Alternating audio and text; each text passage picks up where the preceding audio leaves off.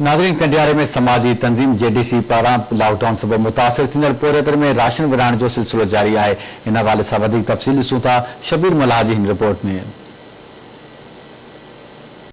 कंडियारे में समाजी तंजीम जेडीसी पारां लॉकडाउन सबब मुतासिर थींदड़ पोरियत तबके में राशन विराइण जो सिलसिलो जारी है। समाजी अगवान वाजिद अब्बासी, शफकत अब्बासी, सैयद रज़ा अली ऐं ॿियनि आवाज़ टीवी सां ॻाल्हाईंदे चयो त ओखे वेल में लॉकडाउन सबब मुतासिर थींदड़ पोरियतुनि खे अकेलो न छॾियो वेंदो। जीअं हुकूमत सिंध पारां लॉकडाउन जो ऐलान कयो वियो, उन बाद जेके घर ऐं खानदान मुतासिर थिया, मज़दूर तबको, दिहाड़ीदार तबको, उन ग़रीबनि जे बुख ऐं बदहालीअ खे ॾिसंदे जेडीसी पारां ही वॾो घर घर राशन पहुचाइण जो अमल शुरू कयो वियो ऐं असां तक़रीबन कंडियारे तालुके में पंहिंजो रेस्क्यू कमु पंहिंजो जारी रखियोसीं घर घर राशन पहुचाइण जो। असां जेडीसी प्लेटफॉर्म ते तक़रीबन 400 घरनि खे राशन पहुचायो आहे। असां वस वारनि खे माण्हुनि खे अपील था कयूं, ॿाहूं था ॿधूं ऐं जेके असांजे वीवीआईपी माण्हू आहिनि कंडियारे में ऐं वॾेरा आहिनि उन्हनि खे अपील था कयूं। असां बि कोशिशि कई आहे गरीबनि जी, तव्हां बि कयो।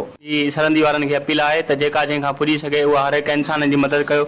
इंसानियत नाते तव्हां हर हिकु इंसान जी मदद कयो। हिननि चयो त हिन वक़्त ताईं हू 400 खां वधीक मुस्तहिकनि जे घरनि ताईं राशन पहुचाए चुका आहिनि ऐं संदन उहो सिलसिलो जारी रहंदो। हिन ॾुखे वक़्त में सरहंदी वारनि खे अॻिते अचणु घुरिजे।